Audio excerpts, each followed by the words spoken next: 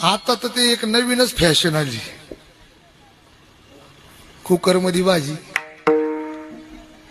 काय मावशान, आज तुम्हाला 1.5 तास 1 तास मांडी घालून बसता येत नाही, या सगळ्याचं कारण ते हे कुकर मधली भाजी. कोण बिचारी बुद्धिवान आहे ती मला भेटली पाहिजे, तिला मस्त पैकी ना 2-3 तोळं सोनं देऊन तिचा सत्कार करायचा. मला कोणी शोध लावलाय काय माहिती.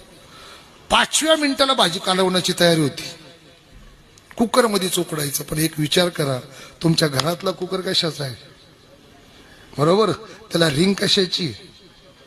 सायंटिस्ट लोकांनी सुद्धा संशोधन लावलं आणि हा विचार पण मी शोधला की त्या असलेल्या रबर रिंग आणि त्याच्यामध्ये असलेले अणु हे स्लो पॉइझन त्या अन्नामध्ये जातं. आज पोटदुखी, गुडघेदुखी, सांधेदुखी, कंबरदुखी, वेगवेगळ्या प्रकारच्या व्याधी आणि कॅन्सरचं प्रमाण हे सगळ्यात जास्त जर कशात आहे तर तुम्ही